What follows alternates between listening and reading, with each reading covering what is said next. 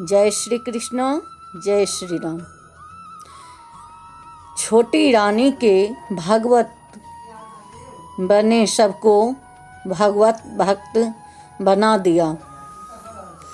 अम्बरीश ने देखा उनके पूजा की समस्त सामग्रियाँ धोकर यथा स्थान रखी रहती है, पूजा गृह धुला मिलता है। यह उन्हें अभीष्ट नहीं था, क्योंकि प्रभु के सेवा का सारा कार्य वे स्वयं अपने ही हाथों करना उचित समझते थे और इसी में उन्हें प्रसन्नता मिलती थी। पता लगाने के लिए एक दिन रात्रि में पूजा गृह में छिप गए। एक प्रहर रात रहते ही नई रानी ने वहां प्रवेश किया और पूजा के पात्र मलने लगी। राजा का मन प्रसन्न हो गया। उन्होंने कह दिया, यदि ऐसा ही करना है तो भगवान को अपने भवन में पधार लो। प्रिय रानी की आकांक्षा पूरी हुई। उनकी प्रसन्नता की सीमा नहीं थी। भगवान उनके भवन में ही पधारे। अब वे रात रहते ही स्नान आदि से निवृत्त होकर भगवान की धूप दीप आदि खुद पुरस्कार अत्यंत श्रद्धा और प्रेम से पूजा करती और भजन में बैठती तो दोपहर बीत जाता। उन्हें खान पान की कुछ सुध ही नहीं रहती। दासियों के बार बार के आग्रह पर वे भजन से उठ पाती। यह समाचार अम्बरीश ने भी सुना। दूसरे दिन सूर्योदय के समय ही वे छोटी रानी के पूजा गृह में आए। उन्होंने देखा कि रानी ने भगवान को अत्यंत सुंदर ढंग से सजा रखा है। धूप की मधुर सुगंध उड़ रही है, घृत दीप जल रहा है।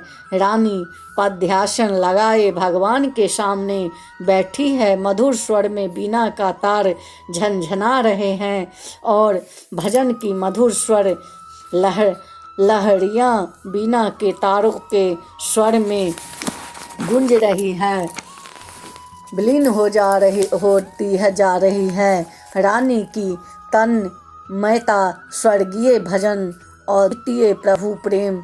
अम्बरीश पीछे खड़े खड़े देख रहे थे। भजन समाप्त हुआ। शरीर की छाया देखकर रानी ने पीछे सिर घुमाया तो पति देव को देखा।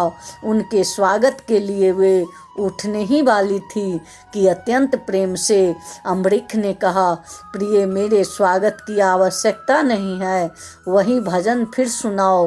रानी के सौभाग्य का यह कहना पति देव रिझ चुके थे। परम पति को रिझाना था। बिना उठी पतली उंगलियां तारों पर थिरकने लगी। मधुर स्वर लहरी में थिरकता हुआ भजन अम्बरीश को बेसुध कर रहा था। वे समाधिष्ट हो गए थे। उनकी आंखें बरस रही थी। उस दिन से प्रतिदिन नियम पूर्वक भक्तवर अम्बरीश अपनी छोटी रानी के पास प्रातः काल ही आ जाते। भजन पूजन में कभी कभी का दिन निकल जाता। वे रानी को अत्यंत प्यार करने लगे। भजन पूजन से राजा प्रसन्न होते हैं, यह सोचते ही अम्बरीश की समस्त रानियां खूब विधि और प्रेम से अपने अपने भवन में भगवान का विग्रह पधार कर पूजन करने लगी। समस्त रानियां प्रभु के भजन में तल्लीन हो गई। राजा की प्रसन्नता भगवत भजन में है, यह समाचार समस्त प्रजा में फैल गया। फिर क्या था, राज्य की समस्त प्रजा भगवान की भक्ति करने लगी। राजा रानी और समस्त प्रजा के प्राण भगवान बन गए। भगवान की कृपा सब पर बरसने लगी। धन्य है अम्बरीश और धन्य है उनकी भक्ति। जय श्री कृष्ण, जय श्री राम।